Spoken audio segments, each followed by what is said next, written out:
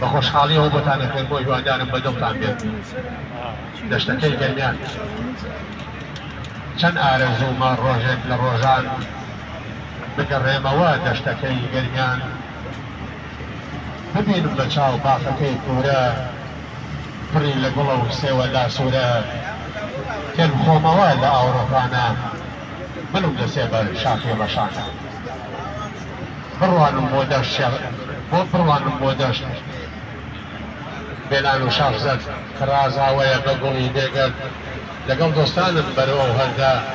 هەردەی قالەولات هەڕانە مەردا دەبکەنانەوە سەیرانی بەهار بۆ دانیشتنی نێوباخ و گوزار بۆ هەردەو لوتکە سەریاڵ و سەرئاو جێگەی ڕاوە سوێز بۆ دانانی دا و سواری هەمبازێ کاتی بووکێنان نیشان شکانن دەمی ئێواران بۆ یەکگرتنی گشت برا و دۆستان دووزەلە و شمشاو شەوانی زستان چلیکەی دڵخۆش چڕینی قەتار خۆشیدی و خاوکەت کەمکە و لانگدار دەنگ حەسەن ئایش نەزەر بە شمشاو ئەگەنە دەریای بێبنی خەیاڵ ببینم دیسان کچە گەرمیانی بەلەنجە ئەڕۆن بەرەو لایکانی گەرجارێکی تر پێش شادم گەرمیان نوێ ئەبێتەوە شاد ئەبێ ژیان ئەبێ خوا بکات ڕۆژێک لە ناکاو ئەمانەی وتم ببینم بە چاو گەرمیان لە دووری ژێن و پڕێشە پڕ لە ناسۆرە و پڕە لە کێشە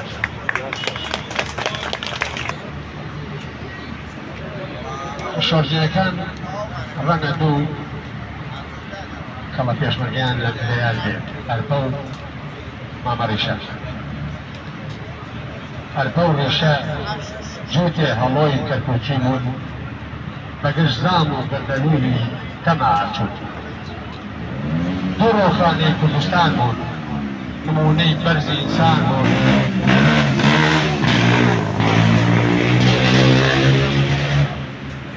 لەسەر لێوی مناڵانە لە شەوچدای تێڕژانی دەستەوێخەی ماڵ بە ماڵ و ناو کۆڵانە خاوەن وێنن تاجی پڵی ئەم شوێنن لەسەر گەڵاو لەسەر مزگی شەپۆلی ئاو لە ناو بەفرە لە زریانە دابارین بەسەر پێ دەشتی گەرمیانە شوێنپاکانت کامیاوێکن لە زەمزەم و ستک ئەگرن وان لە فەرهەنگی وجدانە و بڕوا ناکەم ڕۆژێ بگرن کامە قودسی کوردستانە و دڵی کوردستان کامەیە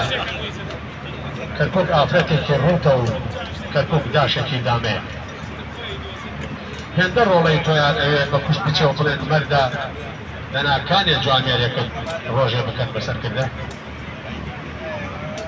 لە تۆش جارێ لە مێژوودا گڕ بەر بدا دروشمەکان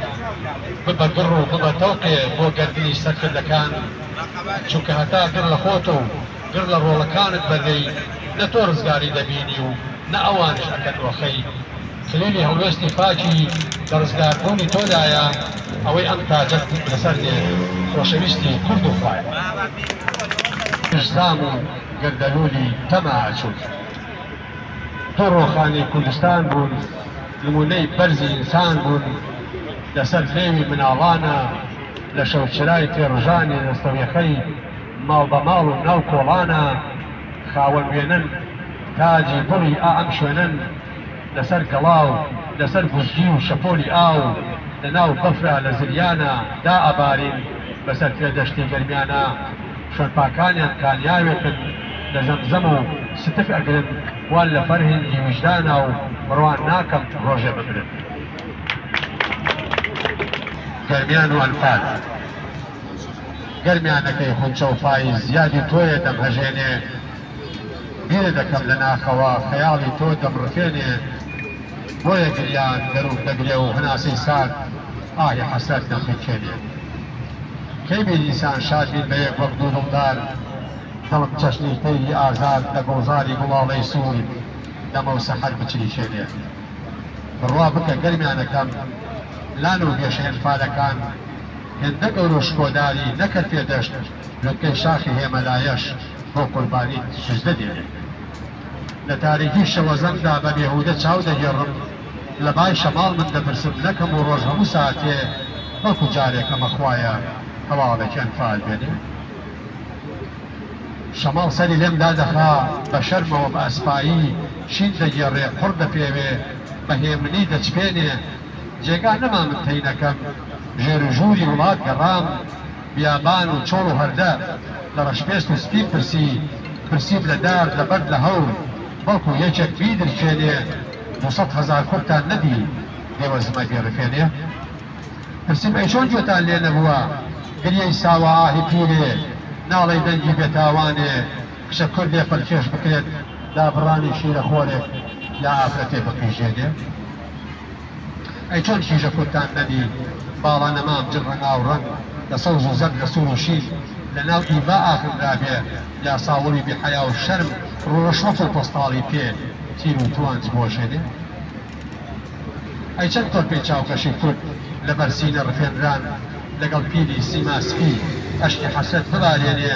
دار هاتە جواب من ئەسوتام هەوریش 1000 سێندی دەخوارد لەگەڵ بەردی کوردستانە من بە کیمیاوی کۆرکرام چی ببینم لە کاتێکە بەچنگی ڕەش بەچنگی شەڕ لە ڕێشەوە هەڵکێشرام و زۆر گەڕان بێهودە بوو ڕێ پرسیارت بکە لە خوا بزا چۆن زەوی و ئاسمان نهاتنە یەک وەرنەگەڕان خۆیان ڕاگرت لە بەرتاوان مام نەزەر و دەنگی حەسەن عەیش ئەم شەو لە خەوما چوو بۆ کوردستان بۆ سەر هەوارگە و جێڕاوی جاران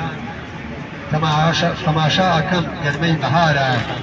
دەشت و دەڕ ڕەنگین پڕ لالەزارە ڕۆژ و کەنگەل تۆڕق و ڕێواز گوڵە خاتونە شیلان و جێلاس کڵاوە سوورە و چاوبازە و هەپڕۆک ستوک و قەزوان خەرتەلە و پیشۆک وا دەشتی فێلان چون فەشی کاشان پڕ لە گوڵاڵی زەرد و سووری جوان شاخی چەولوک و هەردەی هوکانی قەڵەم ناتوانێت وەسیکا جوانی خوڕەی ئاوی چەم دەنگی سوێسفینێر نەدڵی بێزێ و نەچاو ئەبێتێر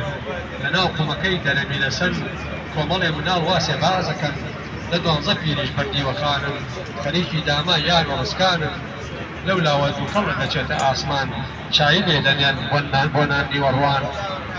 وا کۆڕی یاران گەرم و بەتاوە کەشق و بۆ خۆن بەنان و چاوە بڕێکی ژۆڵە و هەندێک کورگەلە شایی دەگێڕن بە دەنگ دووزەلە سەدای قەتار و خاوکەر و وەیوەی سەرخۆشت ئەکات بێ ئارەق و مەی وا حەسەن عەیش ئەچریکێنێ دەنگی زوڵاڵی کێو داژێنێ مامە نەزەری شێندە وەستایە لەگەڵ شمشاڵە ئەوەند ئاشنایە کە شمشاڵەکەی خستە سەر لێوان هەر ئەوەندەیە نایەتە زمان کامە گۆرانی و مەقامت دەوێ نەڕێک بیقاع نەنۆتەی دەوێ ئەوە سەحەرەی باهێمەت سوڵتان یا ئەڵڵاوەسی دەشتەکەی گەرمیان شیرین بەهارە و بەرۆکم بەردەن لەنێو سابڵاق و زوڵەکان زەردن هەموو پێکەوە ڕۆژە بەنە سەر